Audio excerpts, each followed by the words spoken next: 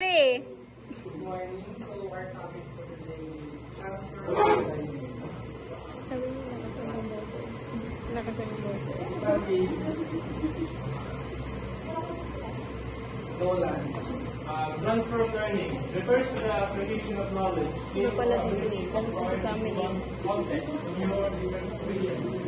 This concept is central to education, training, and cognitive psychology because it illustrates how prior experience influence future performance. Ano lang mo? When you say transfer of learning, yan is application of knowledge into one situation. For example, during our college days, and soon when we are teacher, all the knowledge or the skills that we have learned today, we can apply to the new future.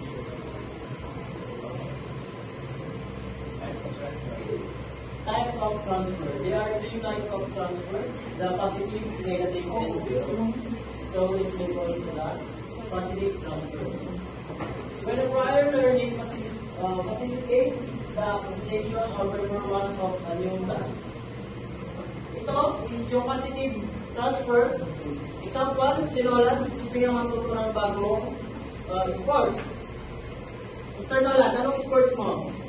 Drawing po, sir. Throwing. Saan ba related ang throwing sa ibang sports? Ano yung ibang sports na may throwing din? Ang baseball po, sir. Yes, magagamit mo sports mo na throwing sa other sports kung gusto mo maglaro ng ibang sports.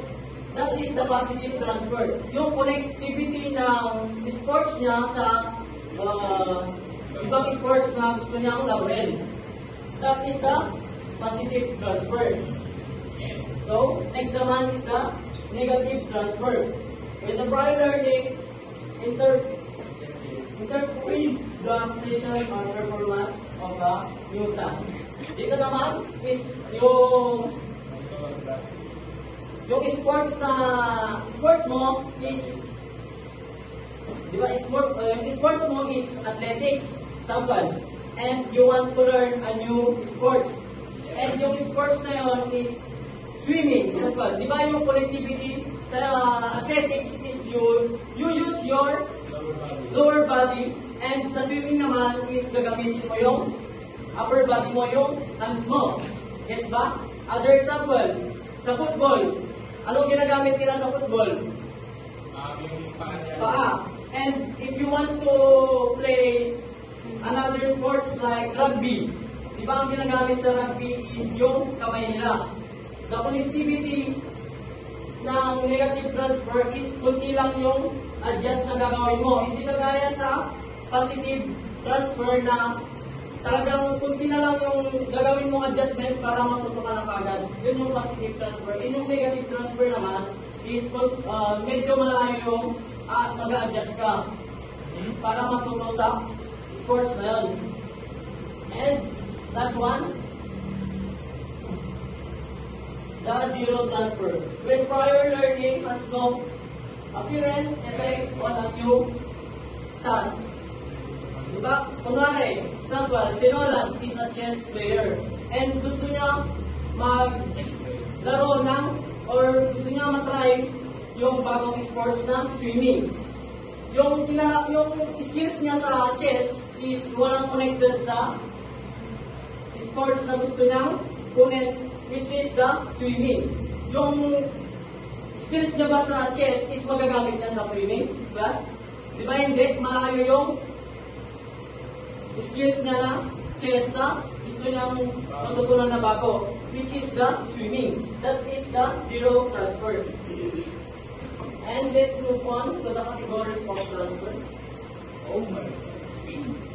The first category is where transfer.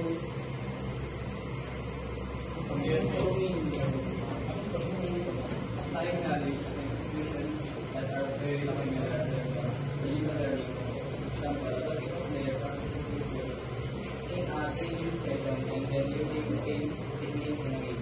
The task is similar to the game learning as well. Linear transfer is when you're applying your talent back in same situations.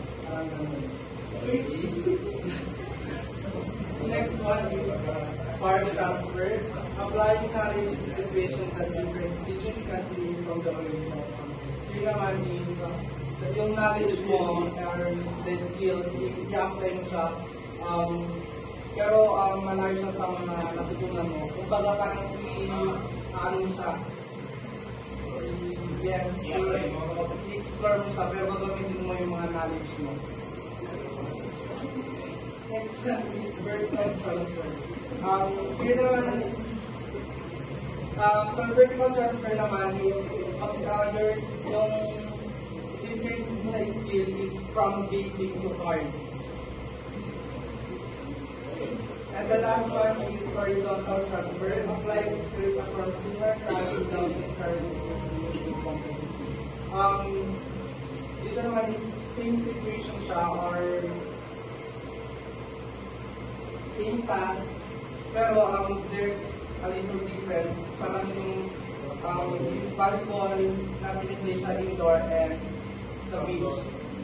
Example is a volleyball player is to play beach volleyball, but the rules and environment are different. The passing strike instruments transfer across the field. We all know that indoor volleyball is contains six players to each court. While sa beach volleyball naman is two players lang.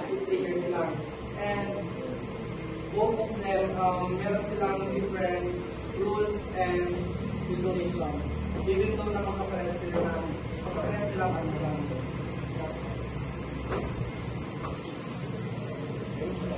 So now let's proceed to the importance of transfer of learning.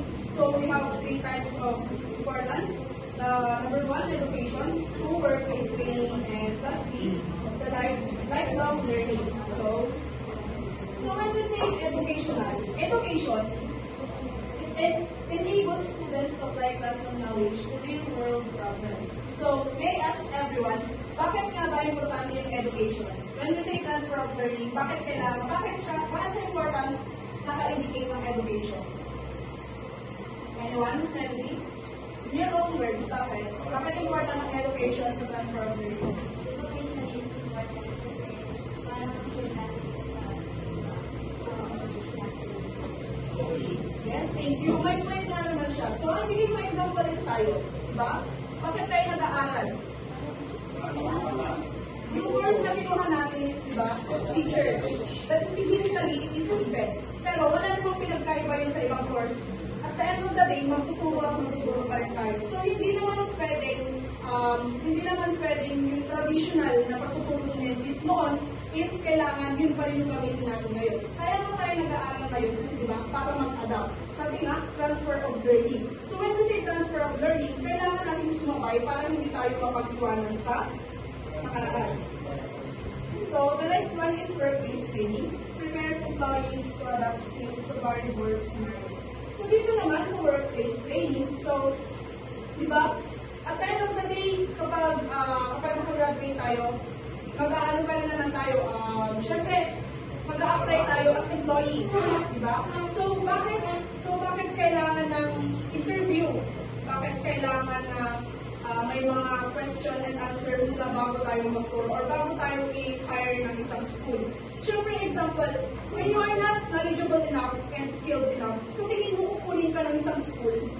No, syempre, diba? Especially kapag government. Kapag government yan, kailangan, ang unang-unang tinatanong, kung skilled enough ka ba, and kung may experience ka ba. Kasi kung wala, ano mangyayari sa atin?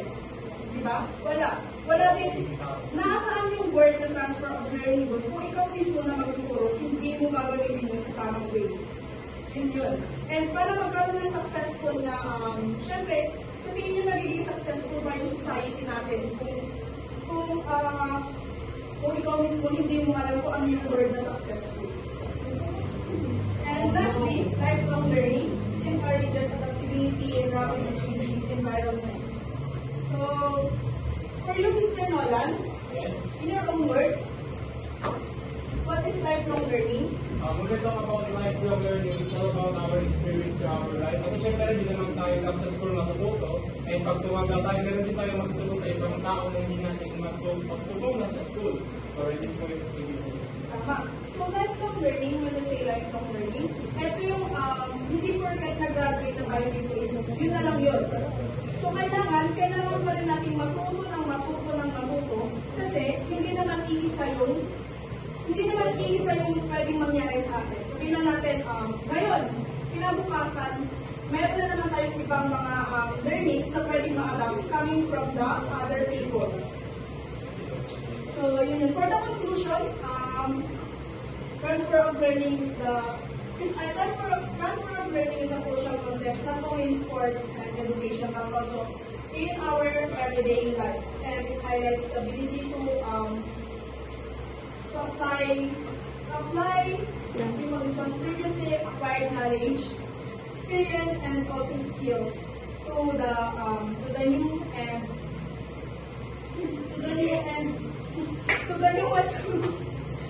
dito sa bago at sa magiging bago at sa pabago-bago nating situations na malalaman natin and ma-face natin into the world situation and kung paano natin susolusyonan yung mga situations na pwede nating harapin sa hinaharap. Yun lamang po, and thank you.